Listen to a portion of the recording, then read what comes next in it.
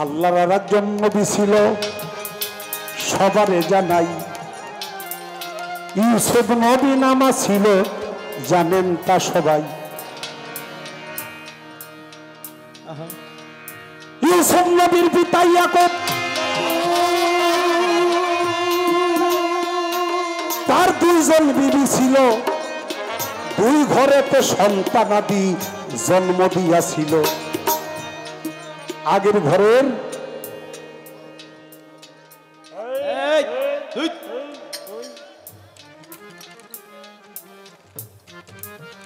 আগের ঘরের 10 বেটা, 10 ছেলে। আর পরে বিয়ে করছে, এই ঘরে হলো এক ছেলে, নাম তার ইউসুফ। এই ঘরে আর একটা ছেলেও আছিল, এরকম একটা দলিল পাওয়া যায়, তার নাম বনিয়ামিন, কিন্তু ছিল না, মারা গেছে। এটা মতান্তর। ইউসুফ নবী একদিন স্বপ্নে দেখে আকাশের চন্দ্র, সূর্য এবং 10টা নক্ষত্র এরা ইউসুফ নবীর পায়ে সেজদা করতেছে। মানুষ, আমার কথা কি বিষয় আপনারা কি খারাপ লাগতেছে? আমার পায়ে সেজদা করে, কইতেছে বাবা আমি যে এই স্বপ্নে দেখলাম আসমানের চন্দ্র, সূর্য, নক্ষত্র 10টা আমার পায়ে সেজদা করতেছে। কথা শুই নাই এখন নবী থাপ্পা দিয়ে ধরে বুকের মধ্যে তরিক দিচ্ছে নবী জাহের এবং বাতিনে।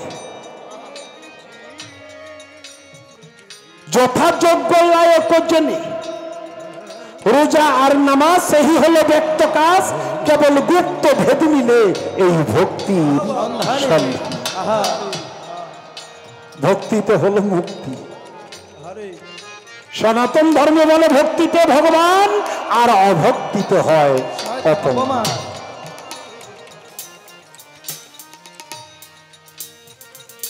আমার বাজান তার গানের মধ্যে বলছে আমরা সবাই ইমানদার। ওই ইমানটাই হলো নবী সরওয়ার। ইমান থুইয়া মুসলমানরা কোন ছাতার ধর্ম করে, নবী থুইয়া নামাজ লইয়া তোরা যাবি কি?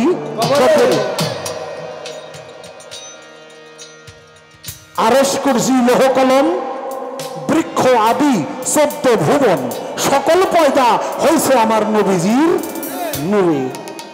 রোজা আর নামাজ, রোজা নামাজ হজ যাকাত জাহেরি কিংবা বাতিল ইবাদত কিছুই নাই নবীর সমান দলিল অনুসারে। ও বাজান,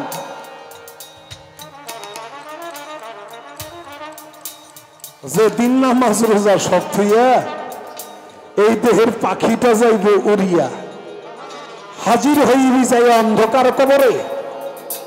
ফেরেশতারা এসে জিজ্ঞাসা করবে মার রাব্বুকা মান দিনুকা, শেষে মান নাবিয়াকা। নামাজ রোজার কথা সেদিন জিগাইব না।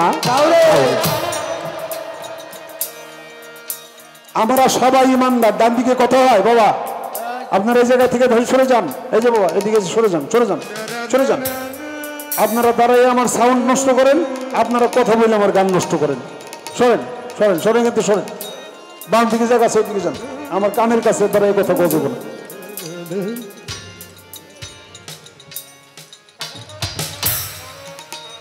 আমরা সবাই ইমানদার। আপনারা বলতে পারেন নবী কি ইমানদার ছিলেন না? ছিলেন না? ছিল।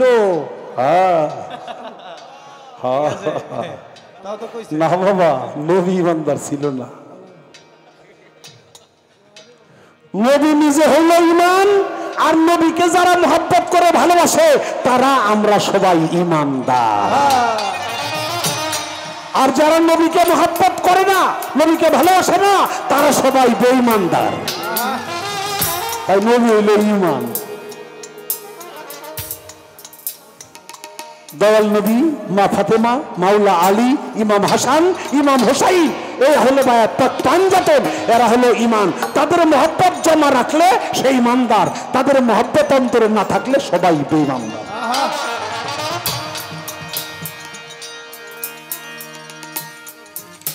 তাই তরিক দিচ্ছে নবী জাহের বাতুনে যথাযোগ্য লায়ক জেনে রোজার নামাজ এই ব্যক্ত কাজ কেবল গুপ্ত ভেদ মিলবে ভক্তির সন্ধানে সন্ধানে। অমূল্য দোকান খুলেছেন নবী, যেই ধন চাবি সেই ধনই পাবি, বিনা করির ধন সে দেবে এখন, না লইলে আখেরে পস্তাবি।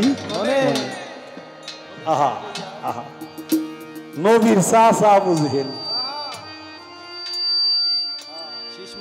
নবীর চাচা আবু জেহেল, পারা তো চাচা, কত রকম করে নবীকে কষ্ট দিছে, পরীক্ষা করছে, সব পরীক্ষাই পাশ করছে, মার্ক একটাও দেয় নাই।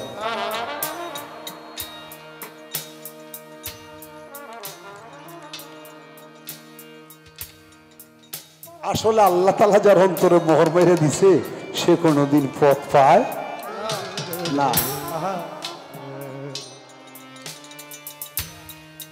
আবু জেহেল নানান রকমের পরীক্ষা কইরা যা কয় তাই নবী কইরা দেখায়, তারপরেও সে মানে না, কারণ এটা রহমত প্রাপ্ত অন্তর তার না, তার গজবী অন্তর, মানে মহরমার অন্তর।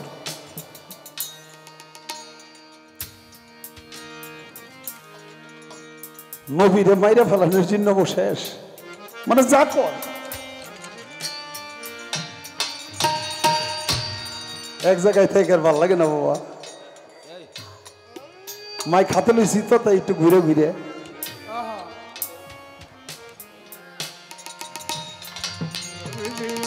আবু জেহেল কয়, ওই মোহাম্মদ তুই যে কি কস তা তো বুঝি, যেটা জিজ্ঞেস করিয়ে নেই কয়ে দেশ, যেটা জিজ্ঞেস করিয়ে নেই কয়ে দেশ। আজকে আবু জেহেল একটা গুইসাপ ধরে আর মাইরে আগুন দিয়ে পুরাইয়া ছাই বানাইয়া তারপরে গামছার মধ্যে গিরি দিয়ে হাতটা আটকাইছে।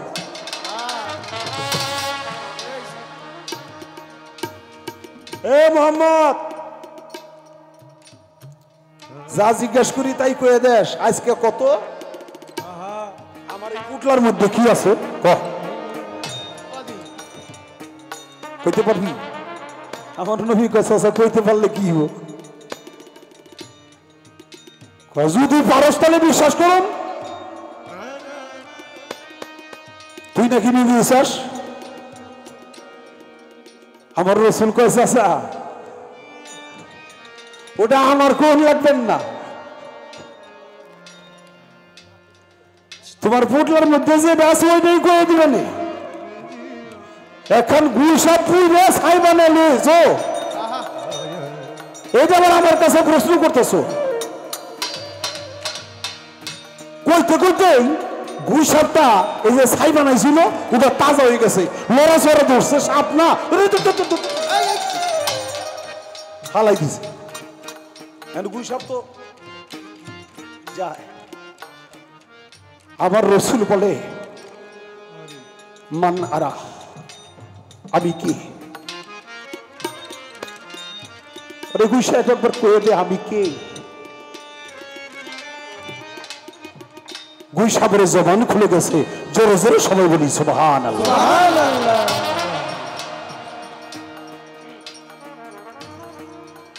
গুইসাব ডাক দিয়ে বলছে, ইয়া রাসূলুল্লাহ, আপনি রাহমাতাল লিল আলামিন, আপনি দুনিয়ার রহমত, আপনি আল্লাহর নবী।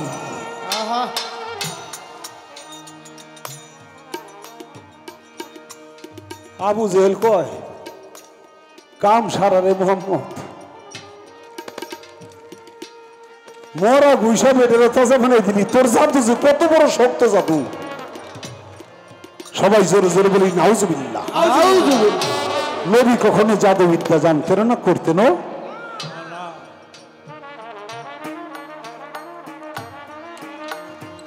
তার ভাগ্যে জুটে নাই। অবশেষে নবীকে মারার জন্য একটা কূপ, একটা গর্ত করছে। কূপ এমন ভাবে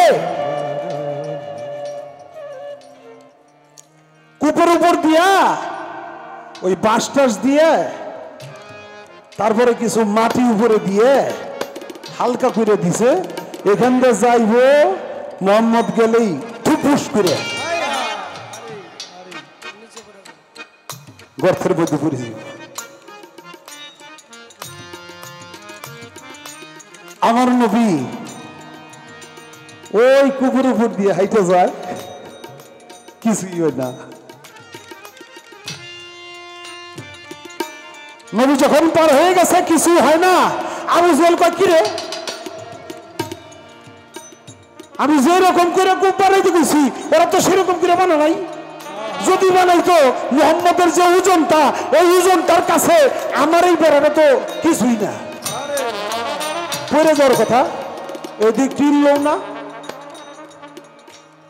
তাহলে তো ওরা কূপটা ভালো করে বানা নাই। আর সামি একটু দেখিত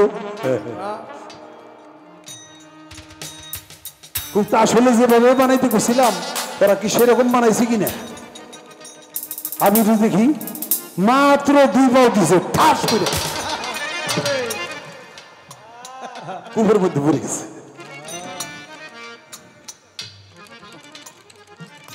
এই যে কূপে পড়ছে, এখন আর সেখান থেকে আবু জেহেল উঠতে পারে না।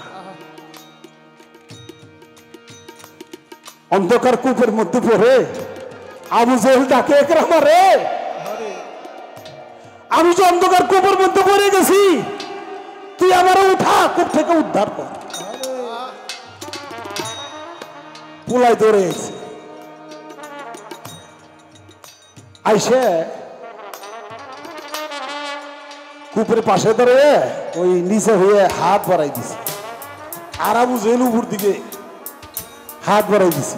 হাত বাড়াইলে কি বাবা, হাত বাড়াই দেখে এই আদাতের জন্য কোনো মতে লাগর পায় না, আদাতের জন্য লাগর পায় না, করবো কি, রশি নিয়ে রশি নিয়ে, তুই রশি ছেড়ে দে, আমি রশি দিলে উঠবো। আনছে রশি, রশি নামাই দিছে, ওই রশিও আদাত দূরে, রশি নামাই দিয়েছে, রশিও আদাতের জন্য লাগর পায় না। আবু জেহেল কয় কি রশিয়ান চালবে না, বড় দিকে রশিয়ান, মস্ত বড় রশি নিয়েছে, যত দূরে নামাই দেয় আদাতের জন্য আর লাগর পায় না।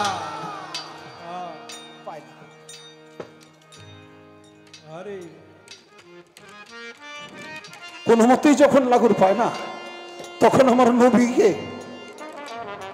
অনুরোধ করে, আকরামা ডেকে আনলো। আবু জেহেল কয়, মুহাম্মদ তুই তো আমার ভাতিজা নাকি? হ্যাঁ চাচা, আমি তো তোমার ভাতিজা, তা আমি এত বড় বিপদ পড়ছি, আমার উঠা, জানি তুই ছাড়া আমি এই অন্ধকার কূপ থেকে উঠতে পারব না।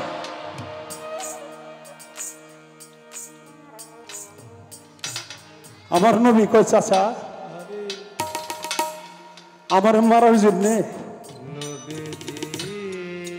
আপনি কূপ খুঁজলেন, আপনার খোদা কূপে আপনি পড়ে গেলেন, আপনি এখন উঠতে পারেন না, উঠাইতে পারে না, এখন আমার সাহায্য লাগবে। কহ তুই আমার বাঁচতে না, আমি তোর সাহায্য চাই, তুই আমার খালি এখান থেকে উঠা বাবা, উঠাইলে তুই যা করবি আমি তাই শুনুন।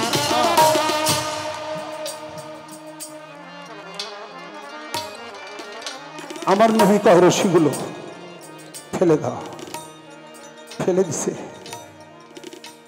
আমার নবী বিসমিল্লাহ বললে হাতটা বাড়াইছে, আবু জেহেল হাত বাড়াই আমার নবীর হাত সাথে সাথেই ধরতে পেরেছে, আবু জেহেলকে আমার নবী উপরে উঠাইছে। আবু জেহেল উপরে উঠা, নবীর হাত ধরে উপরে উঠা, কয় মুহাম্মদ তোর পথে তুই যা, আমার কথা দিছিল।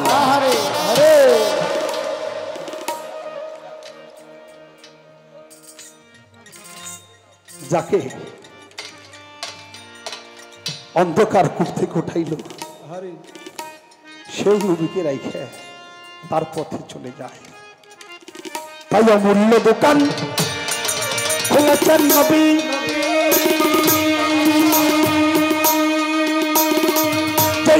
চাবি তোরা সেই ধনী পাবি অমূল্য দোকান খুলেছেন নবী যেই ধনী চাবি তোরা সেই ধনী পাবি বিনা করি ধন ছেড়ে দেয় এখন বিনা করি ধন ছেড়ে দেয় এখন না লইলে আখের প্রস্তাবি মনে আয় আয় গো যাই নদী দিনে আয় গো যাই নদী দিনে আয় গো যাই নদী দিনে নদী গঙ্গা বাজে শহর গঙ্গা নদী গঙ্গা বাজে শহর গঙ্গা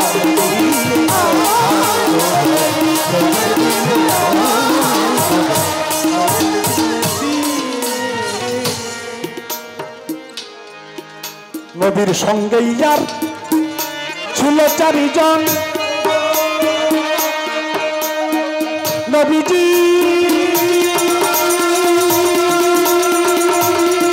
নবীজি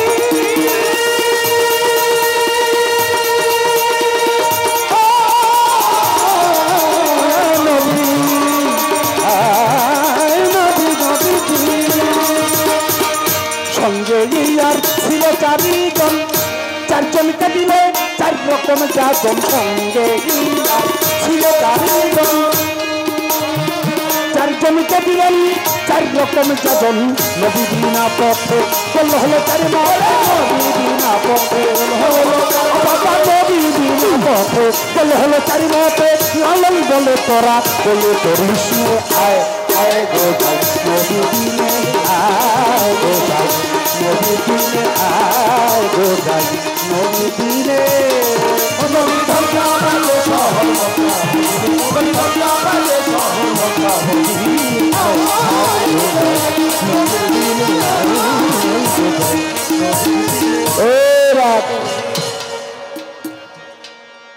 এক টুকরা কাপড় আর আগে কইছে স্বপ্নে দেখছে আমি নাকি কারে কইতেছি যে তুই আমারে মসজিদের কাফনের কাপড় পরাইছাস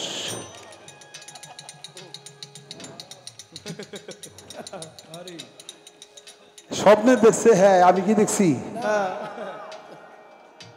আচ্ছা কোন তাইলে আমি এটা স্বপ্নে তুললে হ্যাঁ আমি কম কমনি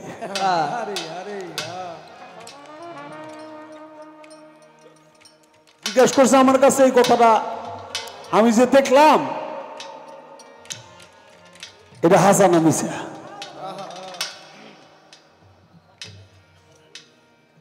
আপনি হাসাই দেখছেন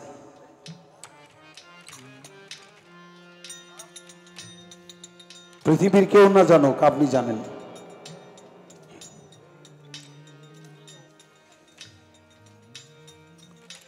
আমি কাপড়ের কাপড়ই পরে আছি প্রশ্ন আসতে পারে কাপড়ের কাপড় তো সেলাই থাকে না আপনি সেলাই করে লুঙ্গি তো সেলাই করা সেলাই পড়ছেন পুরুষের কাপড়ের কাপড় 3 টুকরা নাকি একটা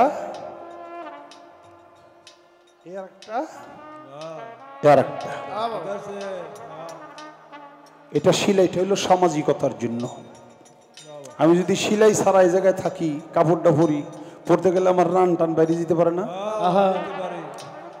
আমার কোনো লজ্জা নাই আপনারা লজ্জা পাবেন না আপনাকে লজ্জা ঢাকার জন্য সেলাইটা না হইলে আমি সাদা সেলাই ছাড়া কাপড়ই পরতাম আমি মরেই আছি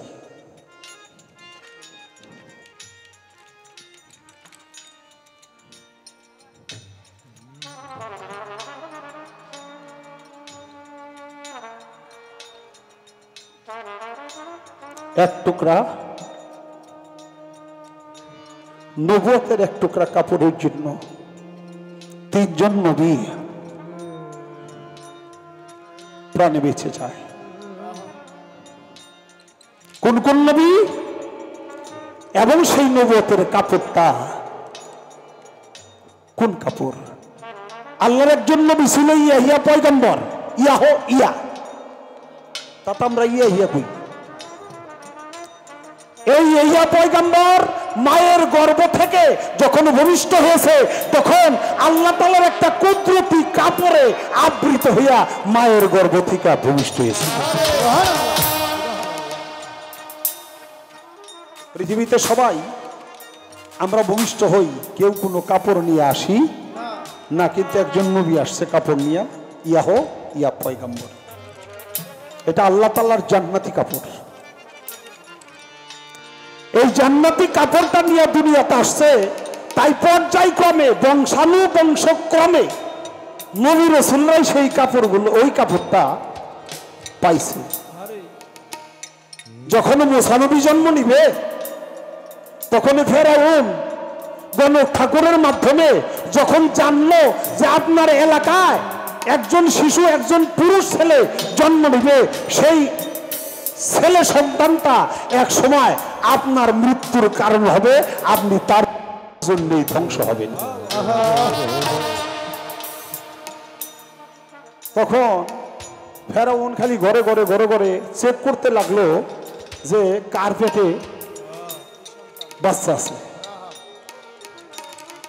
সব নখদর্পণে লাগলো, রাখলো, যেই সন্তানটা হয় ওই সন্তানটাই গলা ফিরা, মানে যেটা ছেলে হয় ওই ছেলেটাই গলা টিপে সাথে সাথে তাকে মেরে ফেলে। এইভাবে চলতে লাগলো। এইভাবে যখন চলতে লাগলো তখন মুসা নবীও তখন তার মায়ের গর্ভে অবস্থান করছে। গণক বলল যে তুমি যতই মারছো, যে তোমার মৃত্যুর কারণ হবে সে কিন্তু এই বর্তমানে তার মায়ের গর্ভে আছে। এই দেখতো কোন কোন মেয়ে লোকের গর্ভ আছে, গেলি এলাকা চেক কর। যার গর্ভে বাচ্চা আছে ওই গর্ভে থেকেই ধ্বংস করে দেয়। এইভাবে ধ্বংস করতে লাগে। কিন্তু মুসা নবীকে আল্লাহ বাঁচাবে। একটা কথাই আছে না, রাখে আল্লাহ মারে কে, আর মারে আল্লাহ রাখে কে। আল্লাহ যারে রাখে তারে কেউ মারতে পারে না।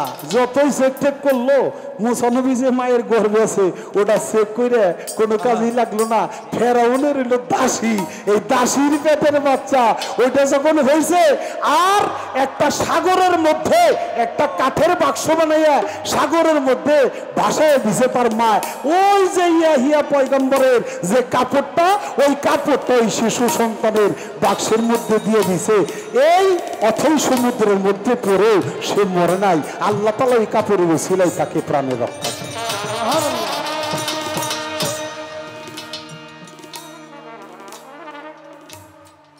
একটা মুসলমানের জাতির পিতার নাম কি?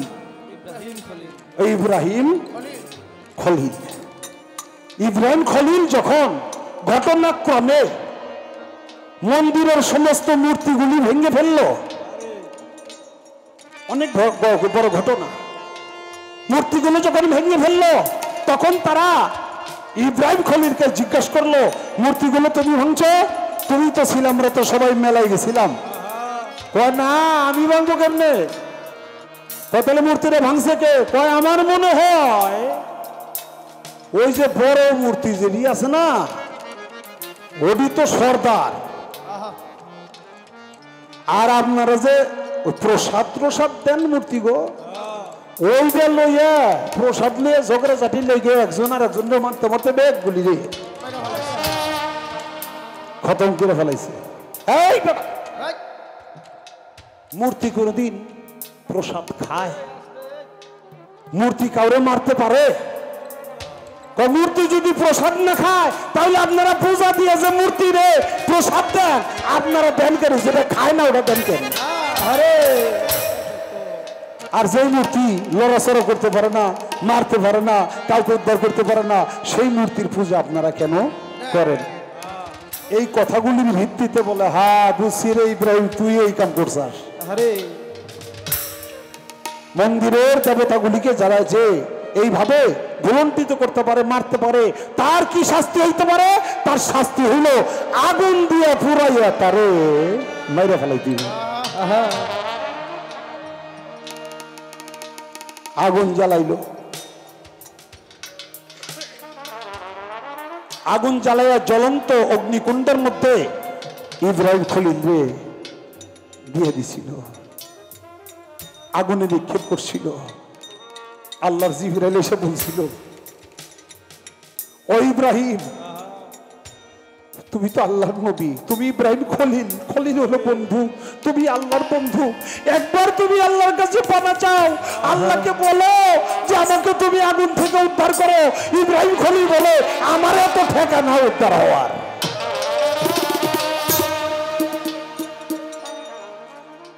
আমি এক আল্লাহর ইবাদত করি, আমার বাইসে থাকার জন্য এত স্বাদ নাই, এত ঠেকা নাই। আমি যার, সে যদি মনে করে আমারে বাঁচান লাগবো, হে একে একাই আমারে বাঁচাইব। আর যদি আমার আগুন দিয়ে পুরো হের ভাল লাগে পুরাইব, আমার কোনো আপত্তি নাই। আমি আল্লাহর কাছে আমার বাঁচার জন্য এই আকুতি প্রার্থনা আমি করতে পারবো না। আমার আল্লাহ কয়েছে, ইব্রাহিম তাড়াতাড়ি ওই কাপড়টা ইব্রাহিম খলিলের গায়ে পরাইয়া দে। ইব্রাহিম খলিলের গায়ে ওই কাপড়টা পরাইয়া দিছে, সাথে সাথে আগুন ঠিকই জ্বলতেছে। ইব্রাহিম খলিল একটা পশম করে না, ওই যে ইয়া হইয়া পয়গম্বরের যে কাপড় গেল দুইটা। আল্লাহর আর একজন নবী ছিল, সবারে জানাই, ইউসুফ নবী নামা ছিল, জানেন তা সবাই। ইউসুফ নবীর পিতা ইয়াকুব, তার দুইজন বিবি ছিল, দুই ঘরেতে সন্তানাদি জন্ম দিয়াছিল। আগের ঘরের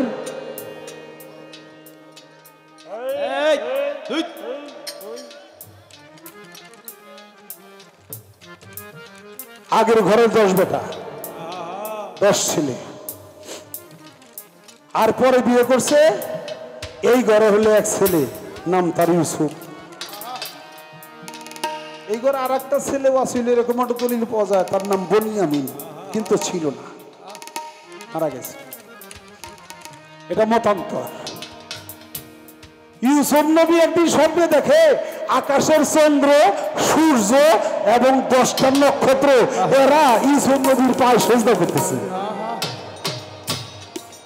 মানুষ, আমার কথা কি বিষয় আপনারা কি খারাপ লাগতেছে? আমার পায়ে সেজদা করে, কইতেছে, বাবা আমি যে এই স্বপ্নে দেখলাম আসমানের চন্দ্র, সূর্য, নক্ষত্র 10টা আমার পায়ে সেজদা করতেছে। কথা শুই নাই এখন নবী হাতটা দিয়ে ধরে বুকের মধ্যে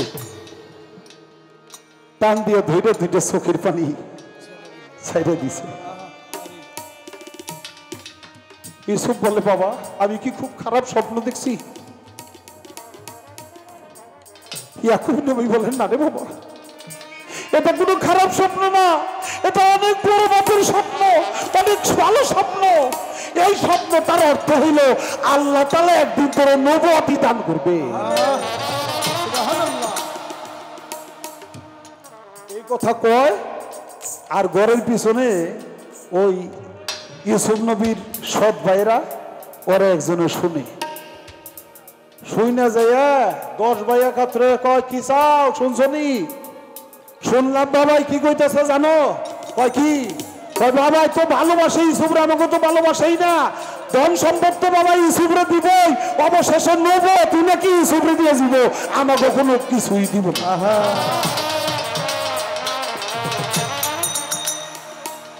আরো শত্রুতা বাইরে, এমনি সৎ ভাই, তার মধ্যে যখন এই কথা কইছে, কয় কি ইউসুফরে নবুয়তিও দিয়ে যাব, ইউসুফরে দুনিয়ায় জিন্দার হব না।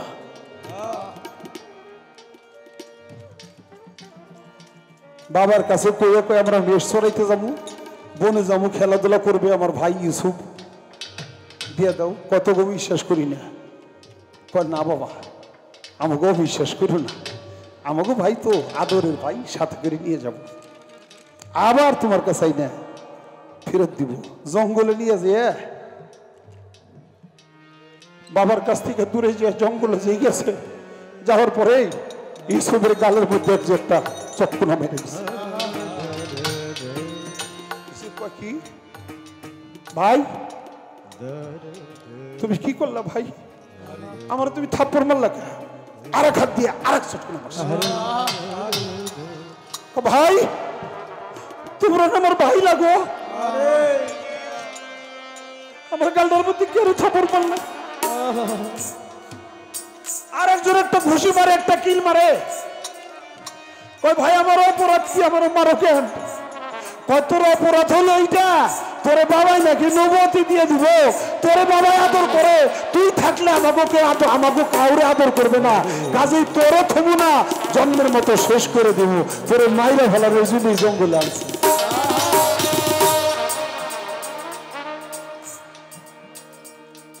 ইউসুফ নবী চোখের পানি ছেড়ে বলে, ভাই রে আমরা দুটি মায়ের পেটে হইলেও আমাদের বাবা তো এক,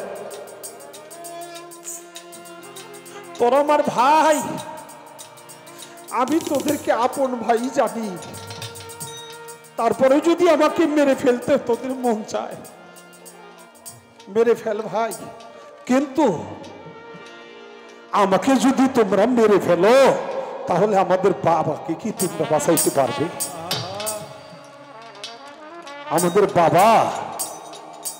বাবাকে তোমরা কিন্তু বাঁচাইতে পারবে না, তোমরাও বাবা হারা হয়ে যাবে। আর মহান আল্লাহ তাআলা যখন জিজ্ঞেস করবে আমাকে তোমরা হত্যা করেছো, আল্লাহর কাছে তোমরা কোনো জবাব দিতে পারবে না। আর ইয়াকুব নবী এই শত্রুতার কথা যাই না, ওই যে ইয়া পয়গম্বরের যে জামাটা, ওই জামাটা একটা কবচ, গলার মধ্যে কবচ দেয় না নয়কে, একটা কবচ বানাইয়া কাপড়টা হলো একেবারে ছোট করে ফেলা যাইত, ছেড়ে দিলে বড় হয়ে যাইত, ভাঁজ করে ওই কবচের মধ্যে ভইরে তারপরে গলায় ঝুলে দিয়েছিল ইউসুফ নবীকে।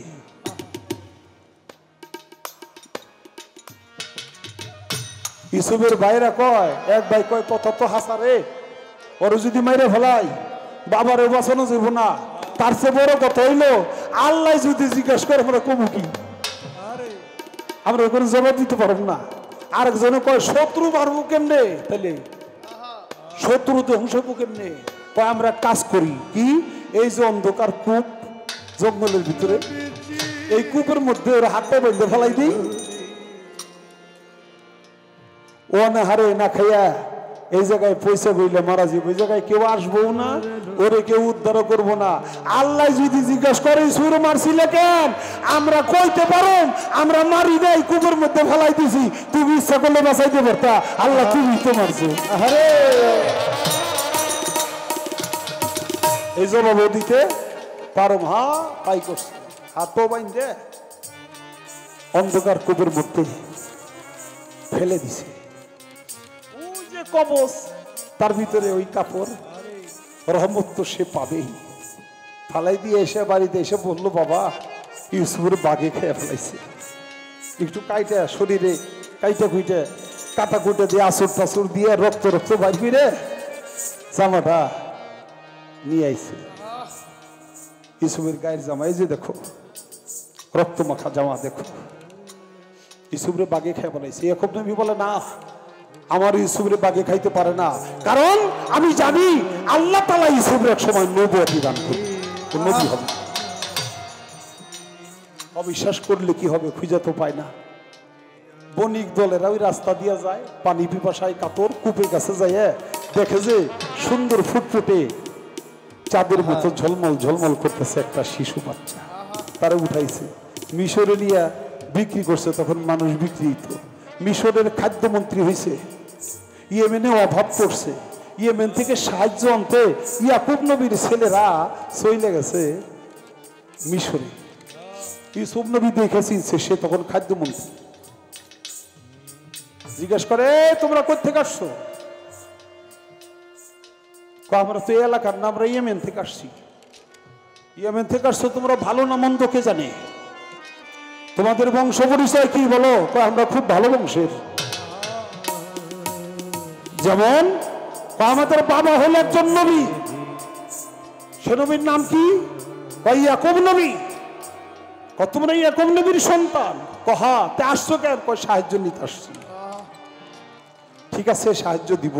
তোমাদের বাবা কেমন আছে একবার বলতে পারো? কোন রকম পয়সা আছে? কেন যে অবস্থায় আছে এই অবস্থা না থাইকা আমাদের বাবাটা মারা গেলেও মনে হয় শান্তি পাই। কেন? তোমাদের বাবার কি সমস্যা? আমাদের বাবার চক্ষু দুইটা অন্ধ হয়ে গেছে, সে চলতেও পারে না, চোখেও সে দেখে না।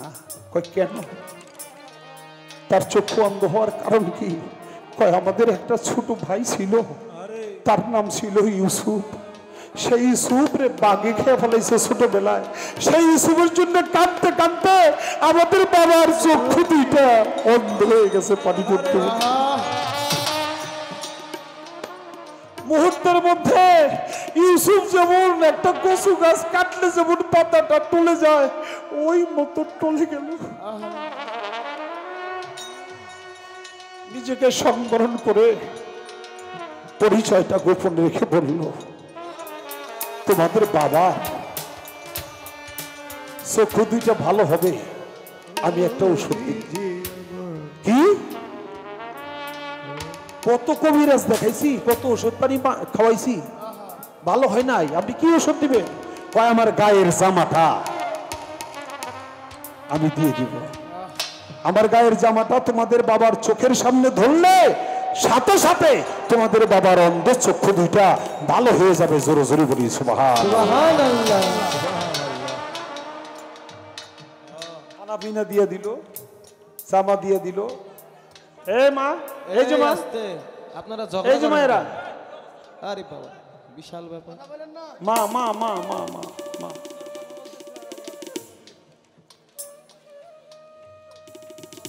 জামা লইয়া ইয়াকুব নবীর ছেলেরা বাড়িতে যে এই মাত্র পাড়া দিছে, ইয়াকুব নবী চিৎকার দিয়েছে, ও আমার ইউসুফ হইছে রে, আমার ইউসুফ, ওই রে ইউসুফ, ইউসুফ কই?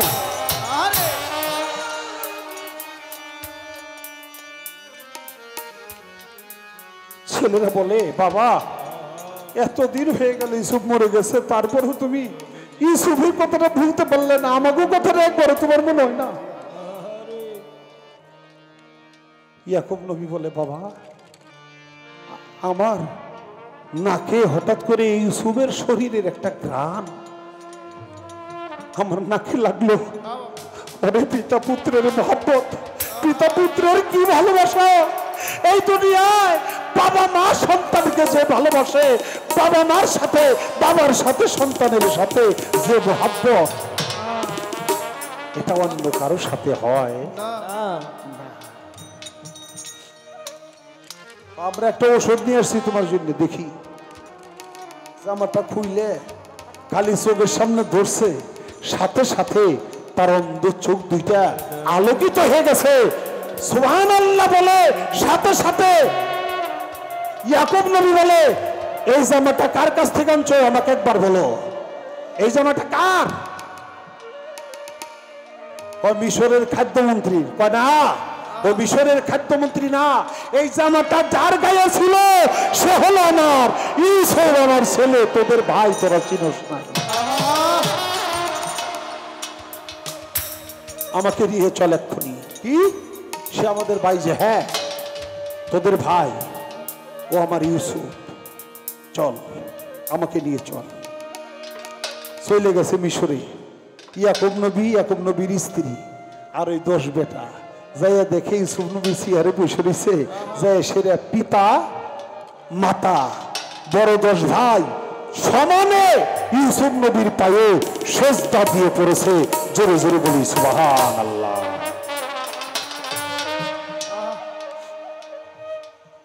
ইয়াকুব নবীকে চেয়ারে বসাইয়া, মাকে আর একটা চেয়ারে বসাইয়া ইউসুফ নবীও তার বাপ মার কদমে সেজদা করেছিল, তাজিমি সেজদা। ওই সময়ে ইউসুফ নবী বলল, বাবা ওই যে ছোটবেলায় স্বপ্ন দেখছিলাম না, হ্যাঁ ওই স্বপ্নটা আজকে বাস্তবায়িত হইল। কয় কেমনে?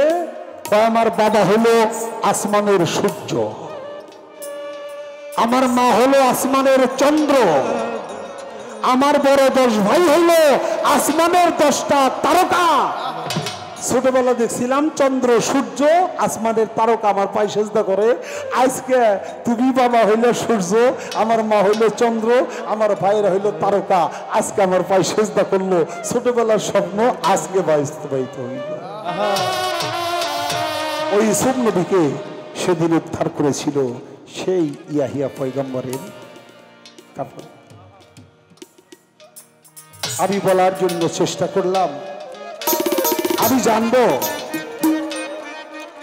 আপনি শুধু বলবেন পীর মুর্শিদের গোলামি পরে তারপর মানুষ খেলাফত পায়। আপনি আমাকে বলবেন খেলাফতরা কয় প্রকার, তাহা কি কি, এবং কোন এক ব্যক্তি মুরিদ না হইয়া আগে খেলাফত পায় পরে মুরিদ হয়। আপনি কইবেন যে মুরিদি যে হইল না হে আবার খেলাফত পাইল কেমনে? যে খেলাফত দিল হে কে? হে কি বুঝে খেলাফতরা দিল? তারও খেলাফত দিল। যে দিল হে কে?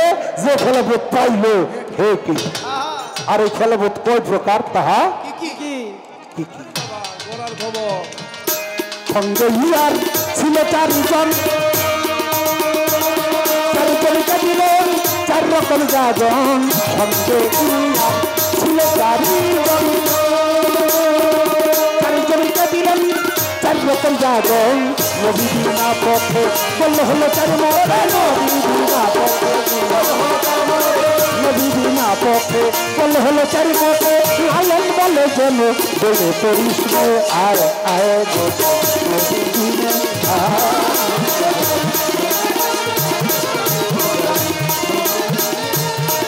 নবীর গঙ্গা বাজে শহর মক্কা মদিনা, নবীর গঙ্গা বাজে শহর মক্কা মদিনা, নবীর গঙ্গা বাজে শহর মক্কা মদিনা। আয় আয় গো ভাই নবী বিনা আয় গো ভাই নবী বিনা আয় গো ভাই নবী বিনা।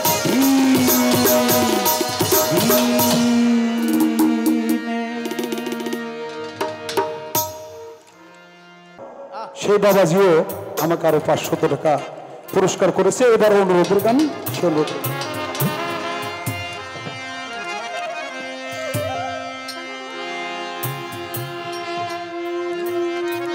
এই আল্লাহ রাসূল মদিনার ফুল আমার বাবা মাওলানা, আল্লাহ রাসূল মদিনার ফুল আমার বাবা মাওলানা, আমার বাবা মাওলানা রে, আমার বাবা মাওলানা রে, আমার বাবা মাওলানা রে, ওমর শান বাবা মাওলানা। আল্লাহ রাসূল মদিনার ফুল হাসিব বাবা মাওলানা, আল্লাহ রাসূল মদিনার ফুল আরাফাত বাবা মাওলানা।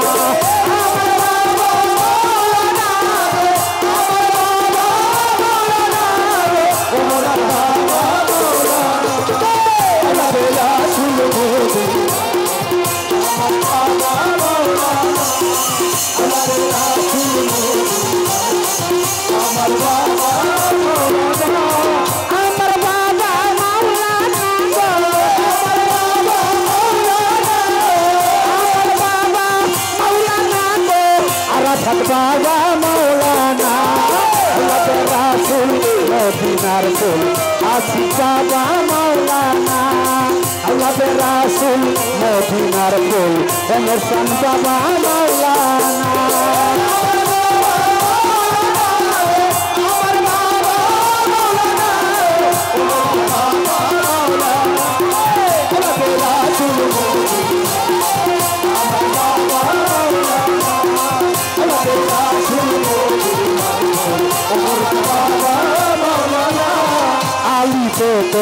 ওয়াহিদ আল্লাহ লা শারীকা খালেক আল্লাহ, ওয়াহিদ আল্লাহ লা শারীকা খালেক আলী তো ওয়াহিদ আল্লাহ লা হাবিবাল্লাহ নূর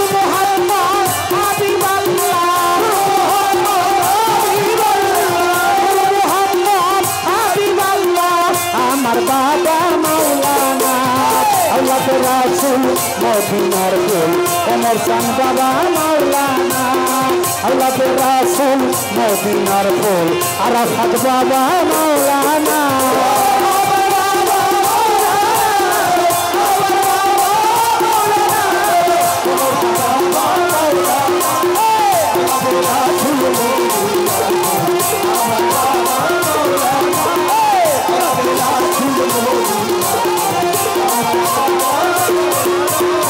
আলিতে তো আছো তুমি লামের মধ্যে বাবা আছি আমি আলিতে তো আছো আলিতে তো আছো তুমি লামের মধ্যে বাবা আছি আমি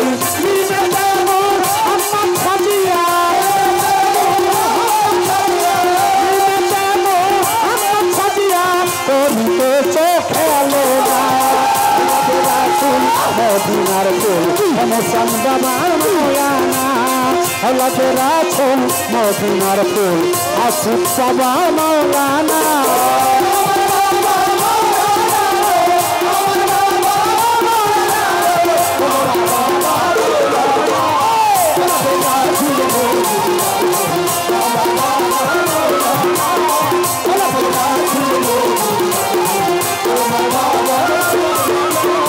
আব্দুল্লাহর হয় চক্ষু কানা চিল্লা না তাই বড় সোনা আব্দুল্লাহর হয় চক্ষু কানা আব্দুল্লাহর হয় চক্ষু কানা চিল্লা না তাই বড় সোনা এই দুনিয়া হবে ভালো এই দুনিয়া হবে ভালো সঙ্গে যাবে বাবা মাওলানা আমার বাবা আমার বাবা মাওলানা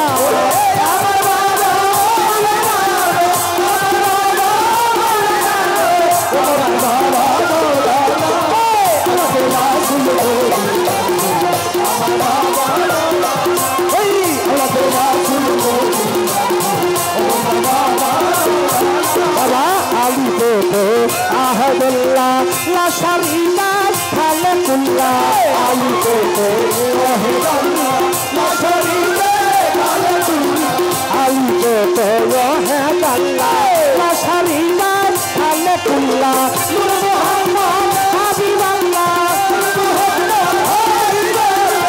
মুহাম্মদ হাবিবাল্লাহ ওমর বাবা মাওলানা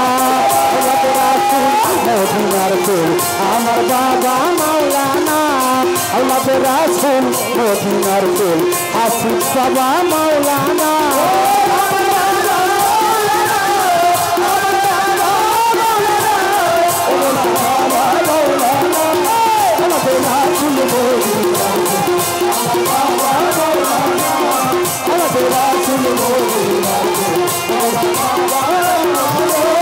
আব্দুল্লাহর হয় চক্ষু কানা চিল্লা না তাই বড় সোনা আব্দুল্লাহর হয় চক্ষু আব্দুল্লাহর হয় চক্ষু কানা চিল্লা না তাই বড় সোনা এই দুনিয়া হবে ভালো দুনিয়া হবে ভালো দুনিয়া হবে ভালো সঙ্গে যাবে হাসিব মাওলানা আল্লাহ রাসূল মদিনার ফুল আরাফাত বাবা মাওলানা আল্লাহ রাসূল মদিনার ফুল আসিফ বাবা মাওলানা